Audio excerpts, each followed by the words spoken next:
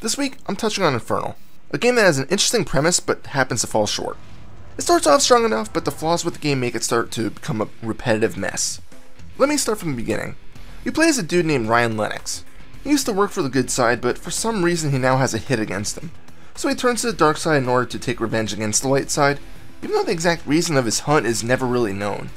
At least the game tells you what Lennox's true motive is, other than the revenge factor.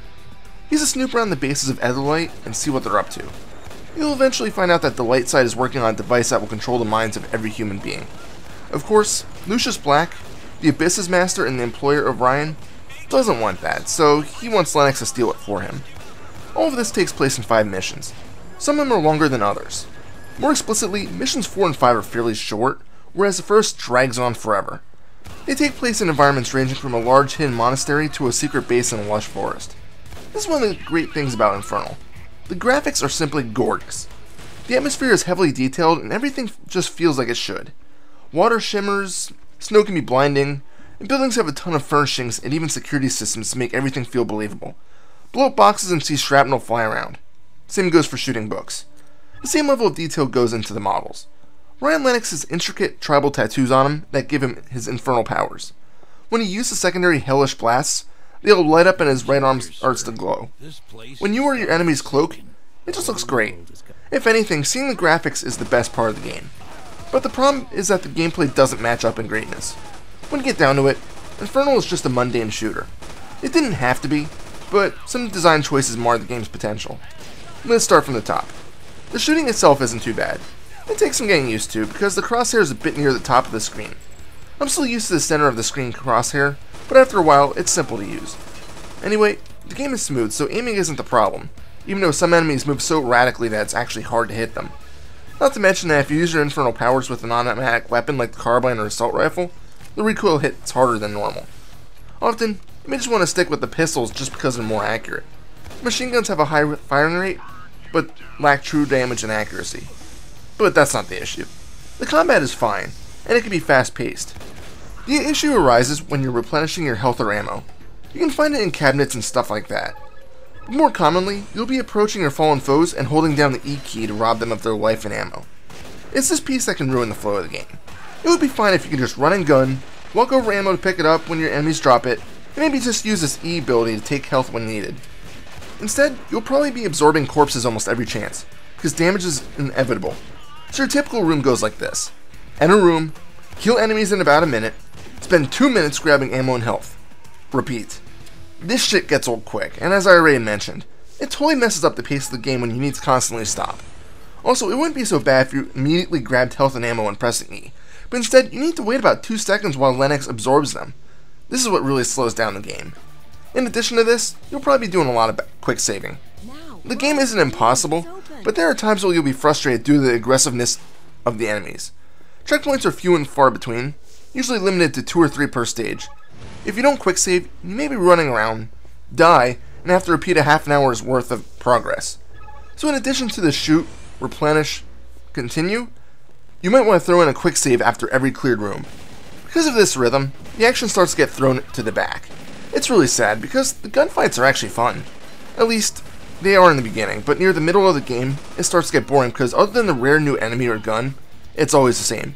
There's no new additions to give you a new challenge other than the occasional boss. But even then, most of them are solved in the same way. Kill minions to grab infernal power, use said infernal power to blow up the boss. Done. I guess I should talk about the infernal powers a bit. When you initially confront Lucius Black to join the Abyss, he gives you some abilities. The most common one is the ability to charge your weapon and unleash a powerful blast. This is really the only useful one that you may use frequently, as the others are just used sparingly. First is the Teleportation. At least, the game calls it Teleportation, but I wouldn't consider it that. It allows Lennox to teleport a clone of himself to a distant location to access switches he cannot normally reach.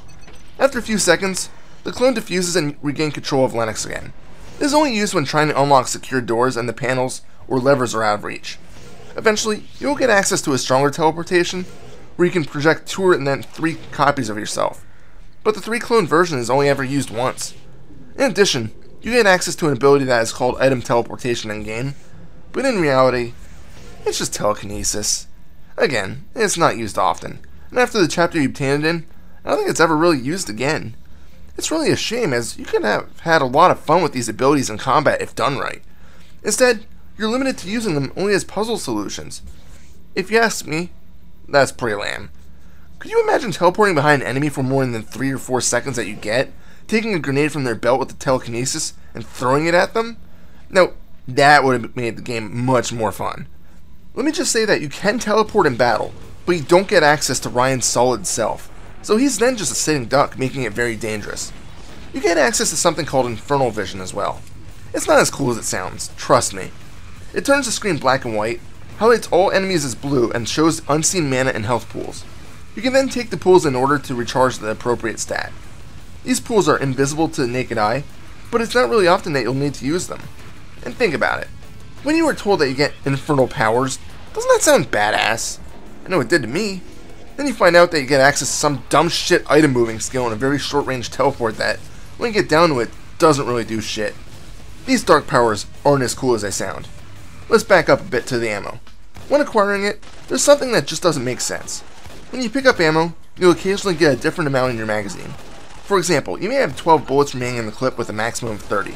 If you pick up enough ammo to max out your full capacity, your clip will be changed to 30.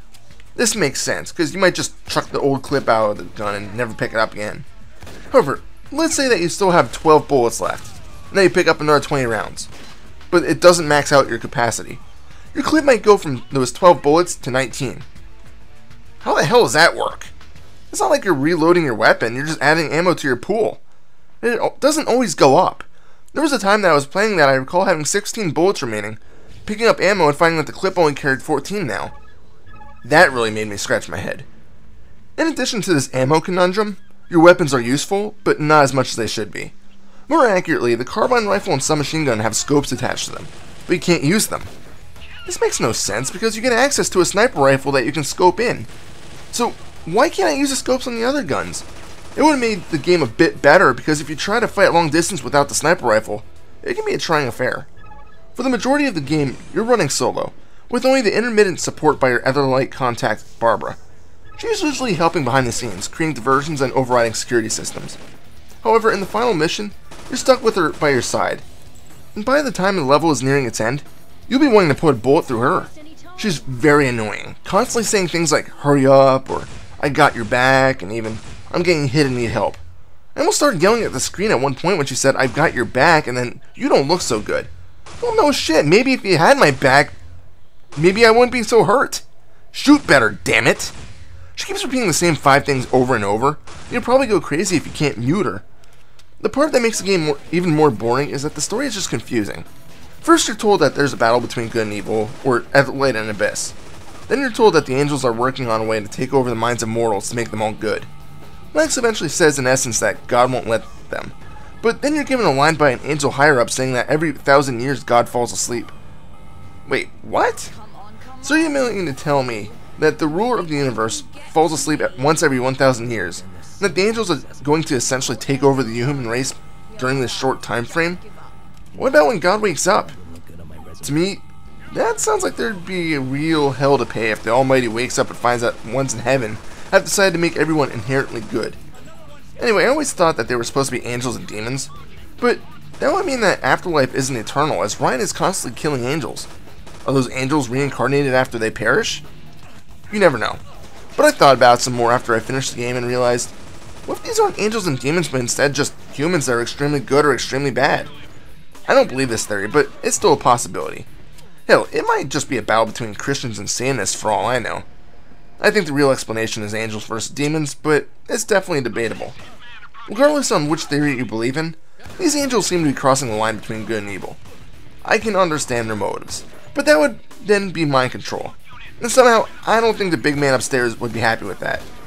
In any case, there are certain things that angels do that make me question if they are angels.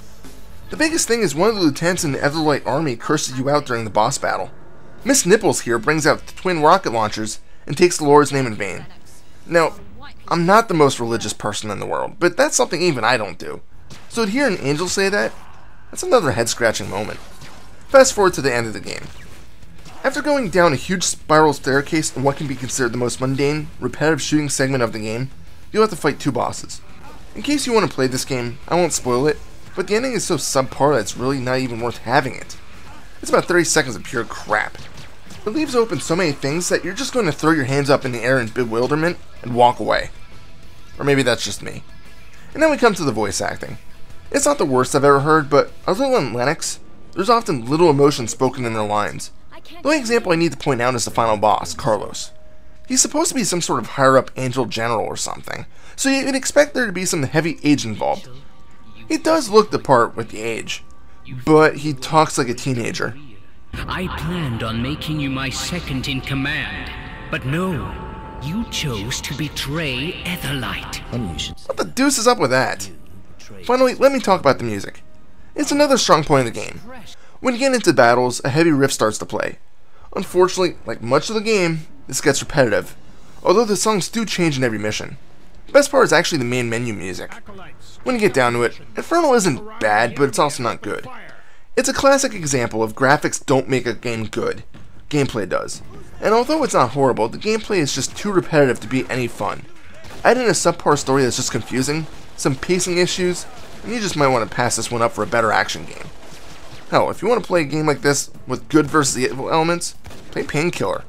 Sure, you play as the light side, but it's definitely more fun than this.